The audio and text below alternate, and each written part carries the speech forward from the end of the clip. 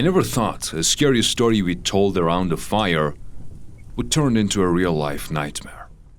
It was a crisp November morning when we set out on our camping trip. The group consisted of me, Alex Carter, my girlfriend, Emily, my best friend Daniel, and Daniel's girlfriend, Sophie. None of us had any idea what was waiting for us. We were an odd group, brought together more by circumstance than anything else. I've always been the quiet, observant type, more comfortable with books than people. Emily, on the other hand, was outgoing and full of energy, the kind of person who could light up any room. Daniel was the jokester, always full of confidence and never one to take life too seriously. Sophie, though sweet, had a penchant for gossip and was rarely without her phone. The four of us had grown closer during college, finding ourselves the only ones from high school still in town. It was Daniel's idea to go camping in the woods near our hometown. "It'll be fun," he said. "A chance to disconnect from everything." I had been to these woods before, back in my Boy Scout days, so I felt a certain responsibility to guide everyone. We arrived at the campsite by mid-afternoon. The spot was perfect. An open clearing surrounded by tall trees with leaves crunching underfoot and the faint sound of birdsong in the distance. The air was cold but refreshing, and the quiet was almost unsettling after the constant noise of the city. We worked together to set up camp. I took charge of assembling the tents, reading the instructions, while Daniel hammered the stakes into the ground. Emily gathered firewood, and Sophie wandered around trying to get cell reception, complaining loudly when she couldn't. By the time the sun dipped below the horizon, the camp was set and a fire crackled in the center of our clearing. Emily pulled out marshmallows, chocolate, and graham crackers from her bag, and we started roasting s'mores. The warmth of the fire and the sugary treats made everything feel cozy, almost idyllic. But then Daniel, ever the instigator, suggested we tell scary stories. "Come on, it's a classic campfire tradition," he said, grinning. "And let's make it a drinking game. If anyone flinches, they drink." Emily laughed and agreed, and Sophie rolled her eyes but didn't object. I wasn't thrilled about the idea, but I didn't want to be the killjoy. Daniel went first, telling a predictable story about a killer with a hook for a hand. None of us flinched, and Daniel had to drink. Emily's story was better. She told us about two college roommates staying in an old house during a storm, only for one to find the other decapitated after a mysterious noise in the night.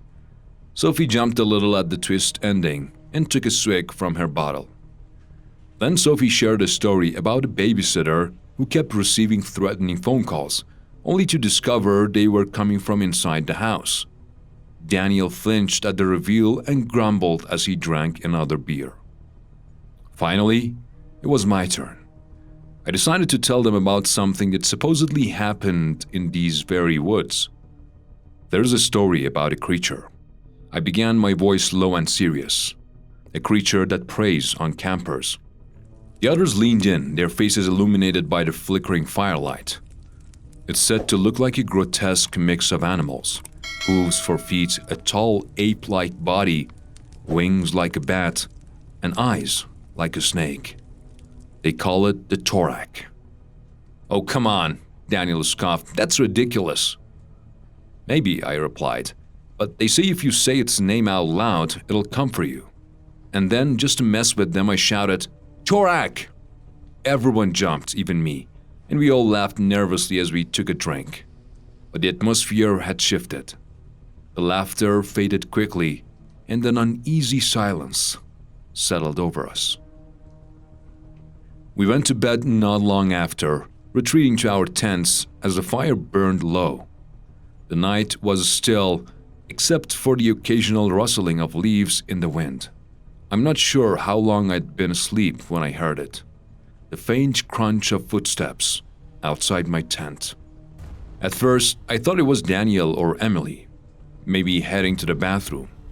But then I heard a low, guttural sound, like a growl. My heart started pounding. I unzipped the tent just enough to peek outside. The fire had almost burned out, casting long shadows across the clearing. I couldn't see anyone. I called out softly, "Daniel, Emily." No response. I stepped out of the tent, gripping my flashlight tightly. "Sophie?" That's when I noticed Emily's tent was empty. The flap was open, her sleeping bag discarded. My stomach dropped. "Emily! Emily!" I shouted, louder this time. Daniel's tent rustled and he emerged looking groggy. "What's going on?" "Emily's gone," I said, my voice trembling. "What do you mean gone?" Sophie appeared behind him, clutching a blanket around her shoulders. "She's not in her tent," I said. "We have to find her." The three of us grabbed our flashlights and started searching the woods, calling Emily's name. The further we went, the darker it became. The beam of my flashlight seemed to barely cut through the dense shadows. And then we found her, or rather, what was left of her. Emily's body was lying in a clearing, her face frozen in an expression of pure terror. Her throat had been slashed and her clothes were soaked in blood. Sophie screamed and Daniel pulled her back. I stood there, frozen, unable to process what I was seeing. That's when I heard it again. The growl. It was louder this time, closer. I turned slowly, my flashlight trembling in my hand, and then I saw it. The creature from my story, the Torak, was standing there, its glowing eyes fixed on us. "Run!" I shouted. Daniel grabbed Sophie's hand and they took off, but I couldn't move. The creature lunged at me and I barely managed to dive out of the way. I scrambled to my feet and ran after my friends, the sound of hoofbeats echoing behind me. We made it back to the campsite, but Sophie tripped and fell. Daniel turned to help her, but the creature was too fast. It slashed at them with its claws, and I watched in horror as both of them were torn apart. I didn't have time to grieve. The Torak turned its attention to me, its eyes glowing brighter. I grabbed the nearest thing I could find, a burning stick from the fire, and swung it at the creature. It recoiled, giving me a chance to run. I ran deeper into the woods, my legs burning and my lungs screaming for air. The creature was relentless, its growls growing louder with each step. I tripped over a root and fell hard, losing my grip on the flashlight. As I scrambled to get up, I felt its hot breath on the back of my neck. In a final desperate act, I turned to face it. "Why are you doing this?" I screamed. The creature paused, as if considering my words. Then it let out a deafening roar and lunged. Everything went black. When I woke up, it was morning. The campsite was deserted and there was no sign of the creature. The bodies of my friends were gone. The only evidence that anything had happened was the blood-stained ground and the deep claw marks on the trees. I don't know how I survived or why it let me go, but I do know one thing. The story of the Torak isn't just a story. And if you're ever camping in these woods, don't say its name, because it's still out there. I'd be grateful if you could like the video before I continue the story. Let's get back to the story. The Arizona desert is a place for solitude, but that night, I wasn't alone. An unknown car, footsteps, and absolute darkness. This is my true story. My name is Jim, just an ordinary adventurer who loves nature and camping in remote places. Honestly, I'm not that experienced, but I'm always looking for a new experience. This is a story that happened to me a few months ago in the deserts of Arizona. Even now, when I think about it, I get this strange feeling. Camping in the heart of the Arizona desert was so quiet that even my own breathing sounded loud. The sky was full of stars, like a painting you had never seen before. The day was eerily calm with no sound except for the wind brushing through the sands and occasionally the faint howls of coyotes. But the night was something else. Complete darkness pressing down on you, almost suffocating. It was around 2 in the morning when a dry, strange noise woke me up. The sound of tires and soft sand. At first I thought I was dreaming, but no, the sound was real. I quickly got out of my sleeping bag. My tent was small and didn't offer much sense of security. Peeking through the zipper hole, I saw a car with its headlights illuminating the road. They slowly passed by my camp and continued on.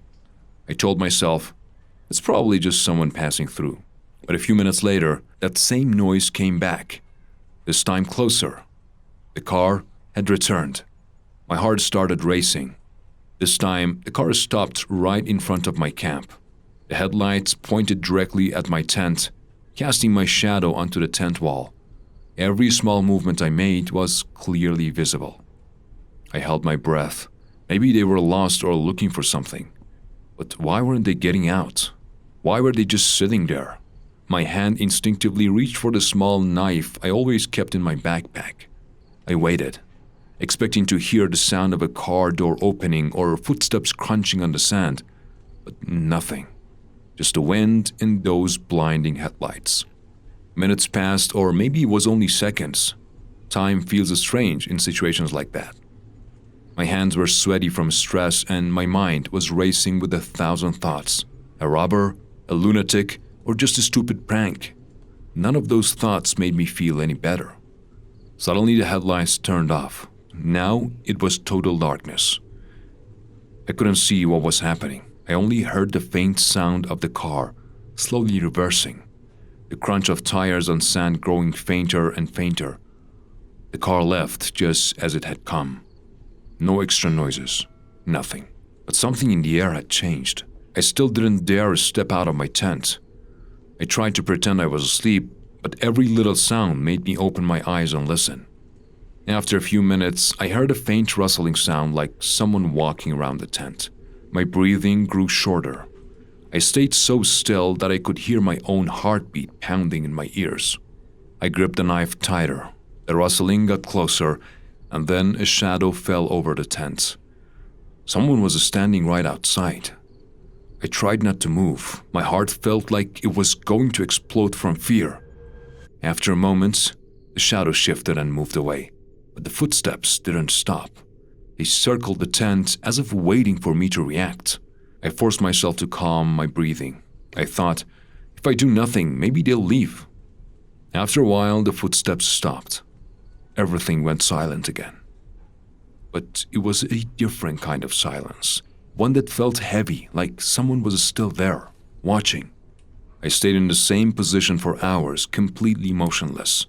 When the first rays of sunlight finally seeped through the tent, I gathered the courage to step outside.